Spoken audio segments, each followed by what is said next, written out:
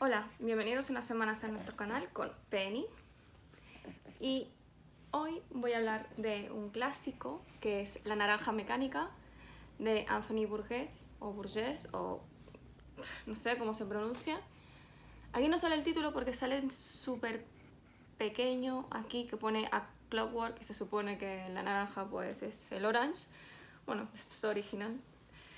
Es un libro escrito por Anthony Burgess, publicado en 1962 y que fue adaptado por Stanley Kubrick al cine en 1971 en una versión, la verdad, bastante, después de haberme leído el libro, es una versión mucho más edulcorada y que además blanquea mucho al protagonista Alex, que en realidad es un sociópata de mierda y nadie lo dice en la película. Al final te termina cayendo bien, aunque te da asquito, ¿no?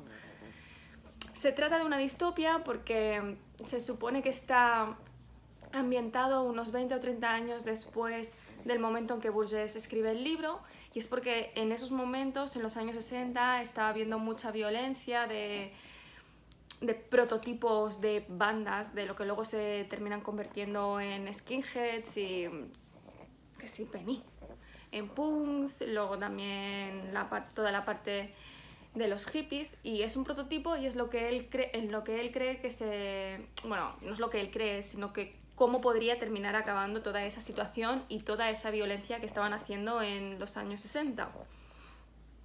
El libro está narrado en primera persona por Alex, que solamente tiene 15 años y está muy perturbado, y está narrado por él y se dirige directamente a los lectores con su diciendo todo el rato "Oh brothers", que supongo que en castellano estará traducido como "Oh hermanos", con lo que rompe la cuarta barrera, o como se dice esto, o sea, cuando en el cine o en la literatura el narrador o el protagonista se dirige directamente a los espectadores. Y este chico se dedica a ir por las tardes, noches, hasta altas horas de la madrugada, por su ciudad, de una ciudad de un país indeterminado, porque no se nos dice en ningún momento, con tres amigos suyos que se llaman George, Dim y Pete, pues a aterrorizar la ciudad. ¿Cómo? Pues dando palizas, sembrando el terror, violando, robando. Así, pues repartiendo la violencia que les sobra por todos los sentidos. Y además van vestidos de una forma muy peculiar, que yo creo que es por lo que más se recuerda la película de Kubrick, de La naranja mecánica, porque van con una especie de con un sombrero negro y después con unas camisetas con unas sombreras súper anchas y unos pantalones ajustados blancos, unas botas buenas tipo Martins con punta de hierro para patear mejor los cráneos y el resto de los cuerpos de sus víctimas. Y además la curiosidad es que llevan como una especie de protector genital, y la diferencia entre la vestimenta de cada uno de ellos es precisamente el dibujo que tienen en esa especie de protector genital. O sea, es horrible. Pero es que además en el libro te describe cómo van vestidos el resto de bandas urbanas y dices, pero ¿en qué mundo vives tú? No sé, en un mundo muy, muy psicodélico. Pero bueno, los miembros de la subcultura a la que pertenece Alex, que es como una subcultura de lo que él denomina la ultraviolencia, porque va más allá de la violencia, o sea, solamente piensan en la violencia, y hablan con una jerga especial que se denomina Natsat y que Burgess desarrolló precisamente para este libro, y que es como una mezcla, son palabras que son una mezcla de, sobre todo de ruso, pero también de palabras gitanas y otras palabras eslavas, que al inicio dificultan muchísimo la lectura porque son palabras que utilizan muchísimo. O sea, en una frase perfectamente el 20-30% son este tipo de palabras, y entonces tienes que estar mirando todo el rato en el glosario de atrás a ver qué significan. Pero como cuando llevas unas 30 páginas cada vez te conoces más las palabras y las memorizas, pues ya avanzas mucho más rápido. Y ejemplos, por ejemplo, a un chico, o sea, lo que diríamos tío, pues se refiere a ellos como Beck o Chelo Beck. Amigo es drog, bueno, drug supongo que se pronunciaría en inglés. La mano o el brazo, porque tampoco queda claro si distingue entre una cosa y otra, es Rucker o Rocker, depende de cómo lo digamos. La cara es Lizzo, la cabeza Gulliver, y todo, o sea, la sangre, un montón de palabras que os podáis imaginar para decir mierda, para decir casa, padres, todo tiene una palabra específica. Y claro, para entender lo que está diciendo tienes que irte al glosario. No hace falta buscarlo todo porque hay muchas cosas que se entienden por el contexto, pero dificulta la lectura. Y este libro, porque en realidad el libro tiene 200 páginas, pero este tiene 300 porque 100 páginas del final son diferentes artículos, muchos de ellos de Bourges, y en uno de ellos explica que precisamente, o sea, eligió utilizar este vocabulario para que, como en el tema principal de este libro en realidad es el lavado de cerebro. Y dice que este libro en realidad es también como una especie de lavado de cerebro para el lector, porque como cuando termina el libro sabe algunas palabras en ruso, de repetirlas, y que en cierta manera el lavado de cerebro consiste en ello, ¿no? De que sin darte cuenta empieces a pensar de otra forma, y eso es lo que sucede porque cuando terminas el libro te sabes palabras en ruso que yo me voy a olvidar la semana que viene, pero que es verdad que cuando terminas el libro pues las conoces. Además, tiene una forma de escribir que es muy satírica, con lo que sí, aunque la violencia es bestia, por eso se denomina ultraviolencia, Alex tiene una forma de referirse a ello muy satírica y con lo que le quita hierro al asunto, y entonces en parte blanquea a Alex, sobre todo a partir de la segunda mitad del libro, y hay momentos que sientes lástima por él cuando en realidad es un sociópata hijo de puta, o sea, ¿quién querría tener a este chico a su lado? Ninguno. O sea, yo que soy mujer, pues seguramente me querría violar. O sea, es un enfermo mental. Es que cualquier cosa que hace es pensando en la violencia. Le gusta muchísimo la música clásica y cuando está escuchando Beethoven o la música clásica está pensando en violar, no sé qué. O sea, cualquier cosa del mundo a él le transmite violencia. Y uno de los artículos que leí, que de hecho no era de Bourges, aunque no he leído después que Bourges dijese eso, pero bueno, vete a saber, supongo que en algún momento lo diría en su vida, que en realidad, aunque yo he leído que se refiere a Alex como pura maldad, y hay uno de los artículos iniciales que te dice que Bourges consideraba que Alex, que bueno, que tampoco podía ser malo del todo porque le gustaba la música. A ver, seamos realistas, o sea, no porque ni nadie es tan malo ni nadie es tan bueno, o sea, todos los malos de la historia conocidos por el mundo mundial, o sea, les gustaban cosas que se consideraban buenas, o sea, a Hitler le encantaba el arte, a mí me gusta el arte, o sea, no por mí gustarme el arte soy Hitler, y Hitler no se convierte en bueno porque le gusta el arte. Pues lo mismo con Alex, o sea, no porque le gusta la música, tenemos que considerar que tiene una parte buena, porque la realidad es que este chico no tiene nada bueno, solamente piensa en hacer daño. Eso sí, cuando le hacen daño a él, entonces, ay, pura Alex, pura Alex. Y tiene una forma de referirse a él, sobre todo a partir de la segunda mitad del libro, cuando le empiezan a pasar cosas malas, que en plan, este humilde narrador que se refiere a ti, que no sé qué, en plan, con lo bueno que soy. hace gracia cuando lo lees, pero es eso, es que no se puede perder de vista que este chico es lo peor. El libro está estructurado en 3 partes. En la primera parte, precisamente, son de las maldades que va cometiendo Alex por el mundo. Entonces, Alex durante el día va al colegio, normalmente, porque claro, tiene 15 años, pero luego al salir del colegio queda con sus amigos a la tarde-noche y normalmente quedan en el bar lácteo, que se denomina bar lácteo porque lo único que sirven es leche, porque no pueden vender alcohol, pero la leche lleva droga dentro, cosa que no sucede en la película de Kubrick, que es leche y ya está.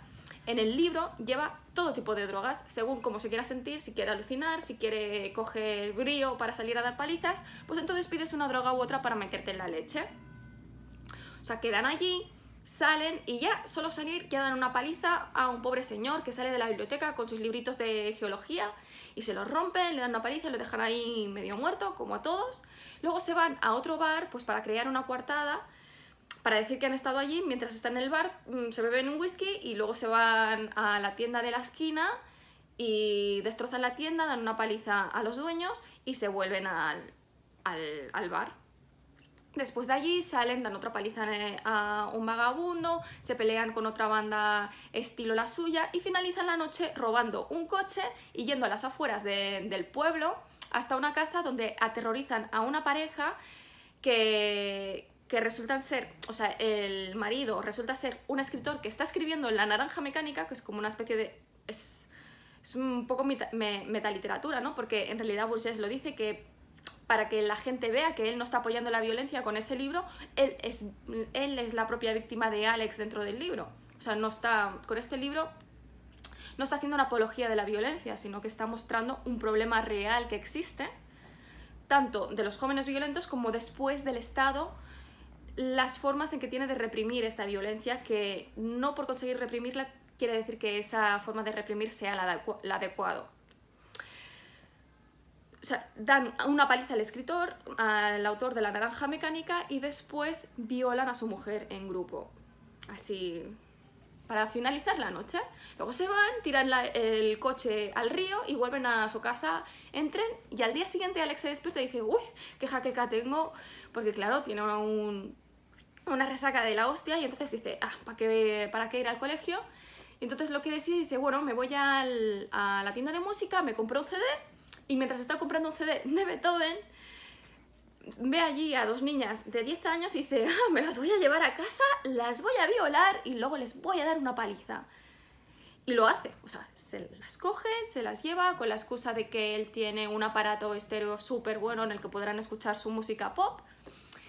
Y termina como no termina, claro, como tiene este desfase, porque además se droga con la droga que tiene en casa. Había quedado con sus amigos a una hora y como se queda dormido no llega, y al no llegar sus amigos pues empiezan a tramar, a querer rebelarse con su líder gilipollas. Y cuando sale, y que lo están esperando en la puerta, ya le empiezan a decir que hemos decidido que, bueno, que nosotros también queremos tomar decisiones, que esto de ir pegando así a lo loco, pues no, o sea, vamos a robar, ¿no? Y a forrarnos y a vivir la vida loca. Y entonces él dice, bueno, os voy a dar una lección. Y se van a una casa, no de las afueras, pero sí de la... Bueno, ¿cómo se dice? De la periferia de la ciudad, porque es una casa grande en la que vive una señora anciana con 50.000 gatos. Y cuando digo 50.000 gatos es que dicen que tiene como 100 o 200, o sea, no sé cómo puedes vivir con 100 o 200 gatos. Pero bueno, la cuestión es que como no consiguen entrar en su casa, diciendo que han tenido un accidente y tal, como suelen conseguir sus cosas, pues Alex, para dar una lección de hombría a sus compañeros, decide colarse dentro de la casa. Y bueno, la cuestión es que acaba dándole una paliza a la mujer, y a Alex le gusta, esto es importante, le gusta especialmente dar patadas en la cabeza muy fuertes, porque claro, la cabeza, o ¿cómo se llamaba? O Gulliver, en Nadsat, como sabemos, es un punto que no es débil ni nada, ¿no? O sea, no pasa nada si te dan un golpe muy fuerte en la cabeza, no existen los traumatismos craneales, no tampoco las fracturas de vértebra y esas cosas. La cuestión es que cuando intenta irse, al abrir la puerta, sus amigos le dan una hostia, lo dejan inconsciente, y cuando llega la policía pues lo detiene, se lo llevan, lo dan una paliza en la comisaría y le dicen que ha matado a la anciana y que por lo tanto ya puede ir despidiéndose de su libertad. Aquí se termina la primera parte, y la segunda parte empieza 2 años después, en la que se nos dice que Alex ha sido condenado a 14 años por matar a la anciana, y nos cuentan que en la prisión ha sido víctima de múltiples violaciones y de palizas y tal, y además se convierte en el chivato de la cárcel, porque en realidad Alex es un cobarde. O sea, no le gusta la violencia cuando se ejercita sobre él mismo, y es un cobarde, porque decide eso, convertirse en el chivato de la cárcel precisamente para tener un trato de favor, y trabaja para el cura de la iglesia para así poder tocar y escuchar música, que eso es lo que le hace más humano, aunque eso no quita, porque al fin y al cabo es un ser humano, ¿no? Pero no quiere decir que sea buena persona, ni eso lo convierte en buena persona. O sea, no, cualquiera puede tener su opinión, por supuesto, pero yo creo que si eres mala persona porque te guste algo bueno o tengas un hobby, no, o hagas algo bueno de forma puntual, ello no te convierte en buena persona, sigues siendo un hijo de puta. La cosa está en que las cárceles están masificadas y ya hay el doble de camas en una celda de las que tendría que haber, y en un momento dado pues meten a otro prisionero que resulta ser un pederasta y que lo intenta violar, y entonces al defenderse el resto de los prisioneros que están en esa celda Le pegan, pero Alex se le va la castaña y le pega aún más fuerte y le da su famosa patada en la cabeza y se lo carga. Porque claro, ese es su ataque secreto, aparentemente. La cosa está en que después de matar a este compañero de celda, que era un pervertido y seguramente había hecho cosas muy muy feas como Alex, o sea que no digo que se lo merecía porque no está bien matar a la gente, pero a ver, no mató a otra anciana. La cosa está en que están desarrollando un programa para una técnica para reprogramar el cerebro y convertir a las malas personas en buenas personas. Se trata de un tratamiento experimental denominado la técnica Ludovico, y como Alex ha hecho esto, pues deciden cogerlo a ello como conejillo de indias. La cuestión es que si tú pasas por este tratamiento que dura 2 semanas, luego puedes salir a la calle, y entonces Alex en realidad estaba interesado en pasar por este tratamiento porque dice, me da igual lo que me hagan porque en 2 semanas estaré en la calle, podré estar disfrutando ahí de la violencia pura. Y bueno, ¿en qué consiste la técnica Ludovico?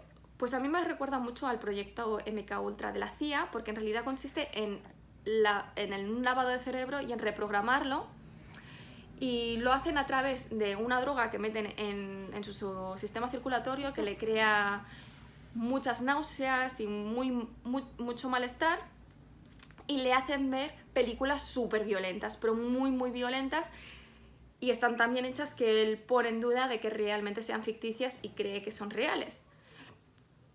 La cosa está que como la está viendo cuando se siente súper fatal, pues va desarrollando esta aversión hacia ello, y claro, se acaba. Y además le ponen música clásica de la que le gusta a él mientras está viendo, y entonces desarrolla también aversión a la música clásica. ¿Y qué pasa? Que se encuentra tan mal que cada vez que piensa en hacer algo violento o le pasa a él algo violento, se empieza a encontrar muy mal y se está a punto de desmayarse, se hace muy insoportable. Y para contrarrestar este malestar, tiene que comportarse bien. O sea, si ve a una chica y piensa, quiero violarla, pues tiene que decirle, ay, qué guapa estás, ¿no? ¿Quieres una flor? Para sentirse bien. Una vez terminado el tratamiento, que es obviamente un infierno, porque además le hacen esto durante muchas horas seguidas, tanto por la mañana como por la tarde, lo dejan libre y para que salga a la calle. Claro, ¿cuál es la cuestión aquí? Que es el tema moral del que habla Bourges, ¿está bien retirar la libertad de elegir a una persona para conseguir que sea buena persona? Porque le estás sacando, o sea, le estás quitando la capacidad de elegir cómo actuar. Claro, lo estás anulando como persona, ¿no? Yo personalmente no creo que sea una técnica que deba escogerse, porque si tú la anulas como persona, lo estás destruyendo. No digo que no se merezcan ciertas personas ser destruidas. Lo que digo que es una mala técnica, porque en realidad no estás creando buenos ciudadanos. Entonces, claro, o sea, hay muchas formas de hacer las cosas y no todo tiene que estar permitido y bien hecho. Entonces la tercera parte empieza con él saliendo, que es la reinserción a la sociedad, y lo primero que hace es ir a casa de sus padres, y cuando llega se encuentra con que han alquilado a su habitación a un tío muy gilipollas, o sea, no es un sociópata como él, pero es un tío muy muy gilipollas, y que además han vendido todas sus cosas, bueno, no ellos, sino que el Estado las ha vendido para tener dinero para poder cuidar los daños de los gatos de la señora que había matado. Y entonces dice, bueno, pues me voy porque soy... Aquí realmente te da lástima, Alex, pero yo creo que en ningún momento deberíamos perder de vista de que se trata de un sociópata que se encuentra muy mal, pero que se encuentra muy mal porque no puede pegar a la gente y no puede ejercer su violencia. O sea, que esto no hay que perder de vista. Nos tiene que dar lástima porque no puede elegir qué hacer, pero tampoco hay que perder de vista que lo que quiere hacer es hacer daño. Entonces se va y, claro, en plan retribución, lo típico, pues como en Oliver Twist, ¿no? Que sale y se va encontrando con las personas que en la primera parte les había hecho daño, y entonces le dan palizas y le hacen de todo, y él no puede defenderse porque, claro, al ver violencia se siente fatal y no puede hacer nada. Total, que lo acaba deteniendo la policía, y resulta que la forma en que el Estado había terminado con la violencia que no era estatal, pues era o bien a través del lavado de cerebro o bien convirtiendo a esas personas en policía. Entonces, los policías que lo recogen son en realidad hooligans, y de hecho uno de ellos era uno de su propio grupo, que lo llevan a las afueras y le dan una paliza, que lo dejan casi muerto, se levanta como puede, llega a una casa que resulta ser obviamente la del escritor de La Naranja Mecánica, que lo recoge, lo cuida y demás, y le dice, lo que te ha hecho el Estado está fatal porque te ha robado de tu capacidad de elegir y te ha anulado como persona, ¿no? Y entonces dice, no te preocupes, que vamos a utilizar tu causa para ir en contra del Estado, para que pierda las próximas elecciones y salga elegido otro gobierno. ¿De qué forma lo hacen? Pues lo llevan al centro de la ciudad, lo encierran en un piso y le ponen música clásica a toda hostia, que claro, como le hace sentir aversión, lo vuelve loco, y la única salida que ve es tirarse por la ventana, suicidarse para terminar con eso de una vez por todas. ¿Qué pasa? Que no muere porque en realidad el piso tampoco estaba tan alto, y termina en el hospital, y cuando recupera la conciencia se da cuenta de que con el traumatismo craneal pues se le ha reprogramado el cerebro y vuelve a ser violento. Y aquí se diferencian dos finales. Este punto es en el que termina la película, y este punto es también en el que termina la edición americana. Ahora ya no, ahora tiene el capítulo extra, que es el 21, y termina aquí, ¿vale? Pero la edición británica, que es la original de Burgess, tiene un capítulo extra en el que Alex decide, ya no tengo ganas de ser violento, ya no soy joven, tengo 18 años, entonces ya no, yo ya quiero tener hijos y quiero estabilizarme y tener una vida bonita, y entonces ya no soy sociópata y no me gusta la violencia. Yo creo que este capítulo no debería existir, porque la realidad es que los sociópatas y los psicópatas, son diferentes cosas, pero los sociópatas no se curan así, no se despertan un día y dicen, ¿qué estoy haciendo con mi vida ejerciendo la violencia? No, o sea, yo creo que este capítulo quita el realismo al resto del libro. Burgess lo justifica diciendo que en realidad el libro es una alegoría sobre la capacidad de elegir, del free will, la violencia del Estado, y también de la energía interna que tienen muchos adolescentes, que a veces no tienen otra forma que sacarla que a través de la violencia, y que por lo tanto en realidad es una alegoría de esto. Pero yo creo que le quita mucha fuerza el libro, porque no tiene sentido porque no es alguien que te dé que te tire, que te dé un empujón y te haga tropezar. No, es un tío que ha matado, que le gusta violar y que es incapaz de ver a una mujer sin pensar en violarla. O sea, a mí no me digas al final del libro que cuando ves a una mujer, en vez de pensar en violarla, de repente quieres casarte con ella y tener hijos, simplemente porque dices que estás cansado de la violencia.